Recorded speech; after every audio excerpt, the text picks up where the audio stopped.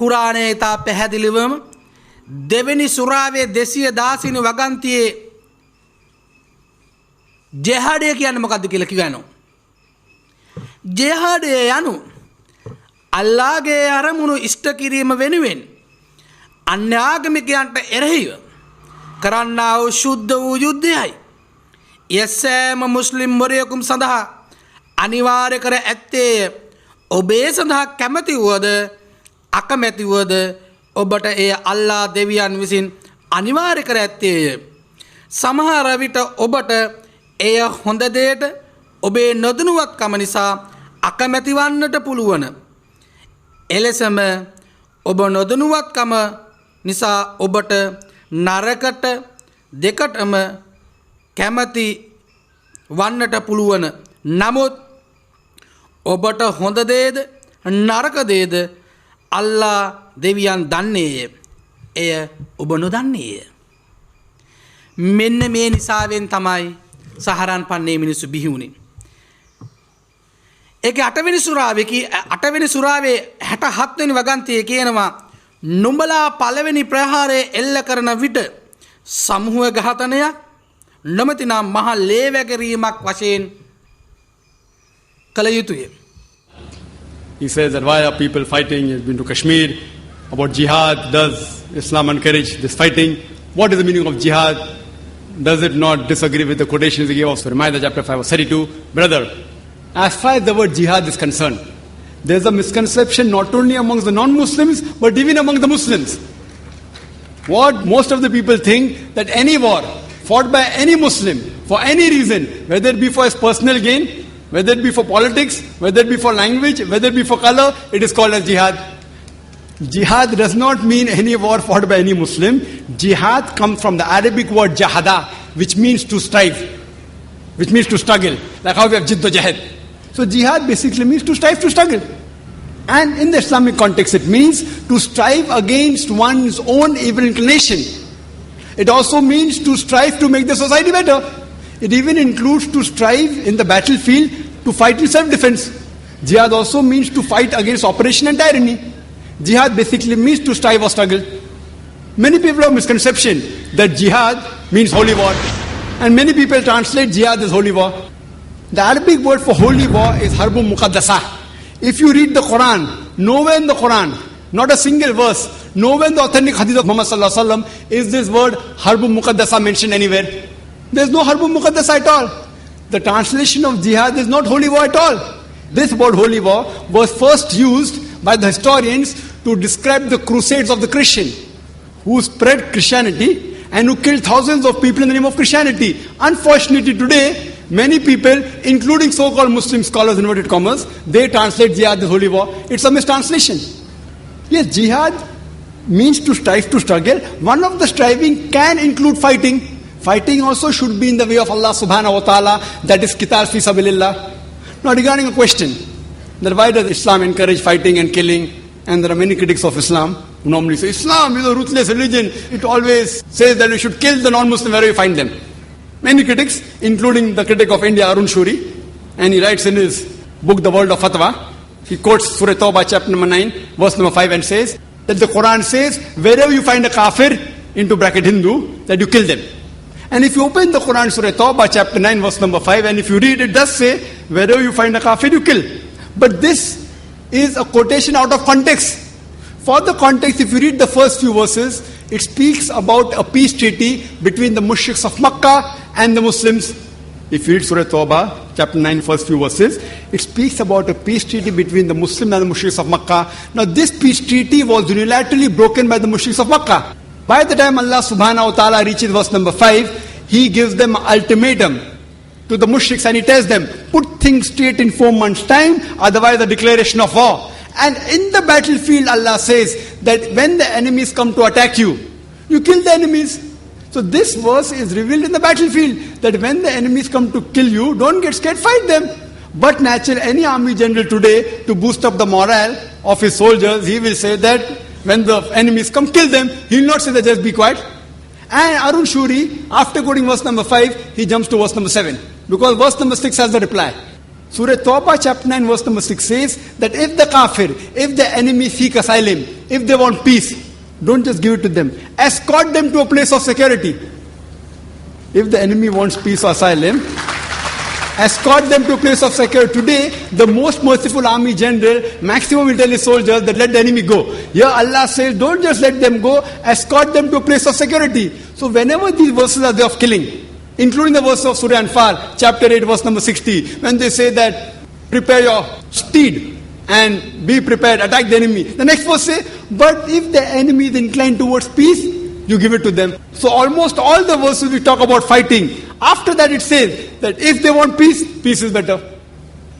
Now regarding your question, what about the verses of Surah Ma'idah chapter 5 verse 32, Surah Nisa chapter 4 verse 40, that if anyone kills any human being, it's as though he has killed the whole of humanity. This is the basic rule of Islam, that if anyone kills any human being, whether it be a Muslim or non-Muslim, unless it be for murder or for creating mischief in the land, spreading corruption in the land, it is as though he has killed the whole of humanity. And if anyone saves any human being, it is as though he has saved the whole of humanity.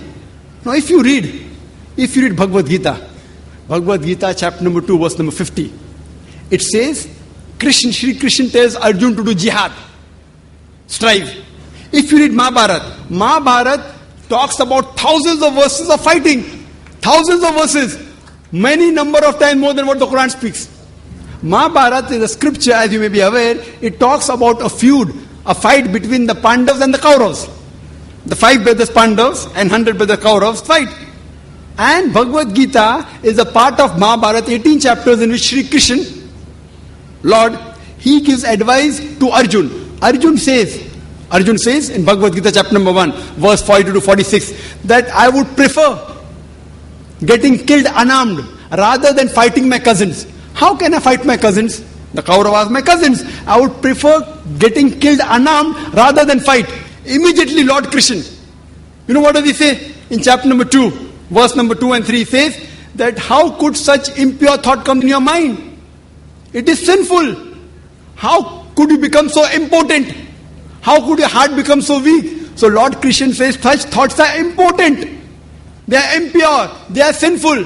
It will prevent you from going to the heavenly planets, going to Jannah.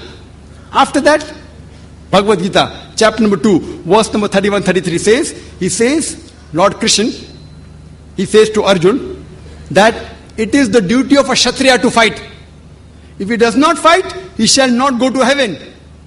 And if you do not fight, you are doing a sin. So if you analyze in Bhagavad Gita, Krishna says that you have to fight. Imagine if I take verses of Bhagavad Gita and say that Lord Krishna tells Arjun that you have to kill your relatives. If I quote out of context, it will be devilish. But in context, it is Lord Krishna says that if you have to fight against falsehood, for the truth, you can fight against anyone, even if it be your relatives. So now in context, it makes sense that if you have to fight for justice, even if it be against your relatives, there's no problem. So that is the message of Bhagavad Gita and Mahabharata, fighting truth against falsehood. The moment I tell a Hindu about Mahabharata and Bhagavad Gita, he has the knowledge. He says, no, but Mahabharata and Bhagavad Gita is a fight between truth and falsehood. That is the same thing what's mentioned in the Quran. So moment I quote to you Bhagavad Gita, Mahabharata, you understand the Quran better. And furthermore, many people say, oh, this Quran talking about jihadis. If you do jihad, if you die, you go to Jannah. Many critics, including Arun Shuri, quote, and they quote the even hadith of Sahih Bukhari, volume number 4, in the book of Jihad, chapter number 2, hadith 46. It says that a mujahid is a person who strives in the way of Allah subhanahu wa ta'ala. And Allah alone knows who strives. And further a prophet said that if a mujahid dies in the battlefield, he shall go to Jannah, he will get paradise. But if he returns back, if he does not die, he will return back with the booty of war. This hadith and several verses of the Quran are quoted by the critics of Islam. I wonder how could the Hindu critics quote these things? Haven't they read the Bhagavad Gita? Haven't they read the Mahabharata? Even Shri Krishna, he mentioned in Bhagavad Gita, chapter number 2, verse number 37, O Arjun, O son of Kunti, rise up and fight. Even if you are killed, no problem, you will go to heaven. And if you return back successfully, you will get the good riches of this earthly world. Same thing as the hadith. So when Krishna says to Arjun that fight, if you are killed, no problem, you will go to heaven. If you return back successful, you will get the riches of the world. That is the same thing what Sahih Bukhari says, what the Quran says. So therefore, you should understand each other better by reading the scripture. So Islam allows fighting as a last resort in self-defense or to fight against oppression, otherwise no. And jihad means to strive, to struggle. Now coming to your second question. Which is more important? Which is more important, following the rules of the country or following the mazhab, the deen? It is like you asking me, who do I belong to first? Do I belong to my father or my mother first? Brother, as far as following the rules of the country and following the rules of deen, Almighty God is concerned, Almighty God is our creator. He is more superior to us. Following the rules of deen is more important for us than any other rule laid down by father, mother, or any country. But I am an Indian. I know there's not a single law in the Indian constitution which prevents any Muslim in India to follow Islam.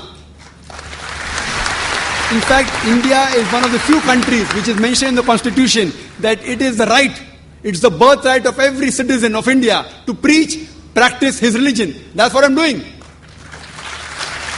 There is not a single law in India which prevents me from doing something which is farz or compels me for doing something which is haram. There is no law. I can offer 5 times salah if I want. If I don't want, I can't offer. There is not a single law in the Indian constitution which prevents me from becoming a good Muslim. Therefore, as far as I am concerned, I am a very practicing Muslim, alhamdulillah, and also practicing Indian. And if by definition, by geographical definition, an Indian geographically is called Hindu. So if Hindu means a geographical definition, I am a Hindu living in India and I am a practicing Muslim.